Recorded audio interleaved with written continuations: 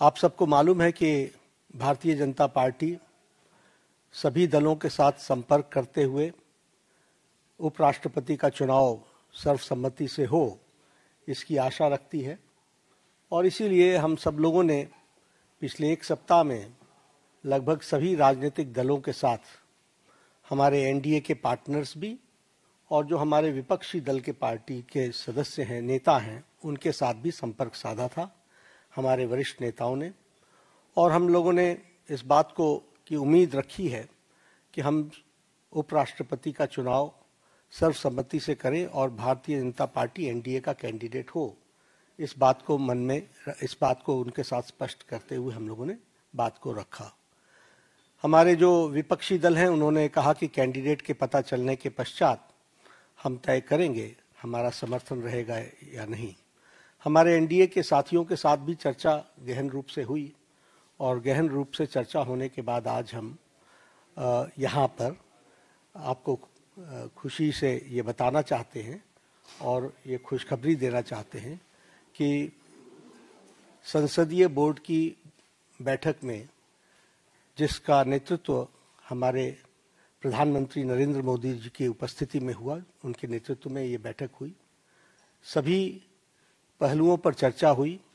और नामों पर विस्तृत रूप से जो पार्टी में एक्सरसाइज हुई थी, उन सारे एक्सरसाइज के बारे में डेलिब्रेशन हुआ, सभी के साथ चर्चा हुई, सुझाव मांगे गए और उसके बाद फिर ये तय हुआ कि हमारे उपराष्ट्रपति के प्रत्याशी के रूप में हमारे महाराष्ट्र के राज्यपाल श्री सीपी राधाकृष्णन जी, चंद्रपुरम पुन्नासामी राधाकृष्णन जी,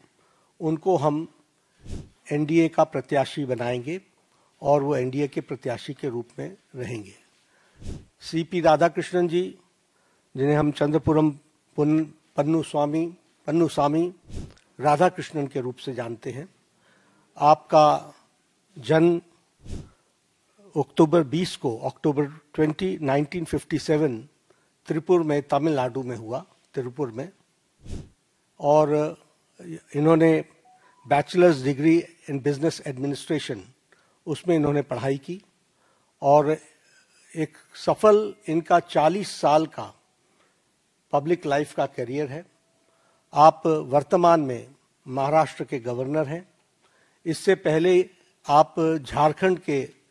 गवर्नर रहे, राज्यपाल रहे और साथ में आपके पास राष्ट्रपति महोदया के माध्यम से तेलंगाना का और हमारे पुडुचेरी की लेफ्टिनेंट गवर्नर और तेलंगाना के गवर्नर के रूप में भी आपके पास चार्ज रहा और वर्तमान में आप महाराष्ट्र के गवर्नर के रूप में काम कर रहे हैं। जैसा मैंने बताया कि आपका राजनीतिक जीवन 40 साल का है और विभिन्न जिम्मेवारियों को आपने निभाया है। आप लोकसभा के 2 बार के चुने हुए सदस्य रहे हैं और लोकसभा का आपने प्रतिनिधित्व किया है और इसके साथ साथ आप कॉयर बोर्ड, जो कोची में स्थित है, उसके आप चेयरमैन भी रहे हैं और कॉयर बोर्ड के चेयरमैन के रूप में आपने ऑल टाइम हाई एक्सपोर्ट्स ये आपने किया है। झारखंड के गवर्नर के रूप में आपने प्राय सभी जिलों का भ्रमण किया और वहाँ डिटेल में जाकर जो हमारी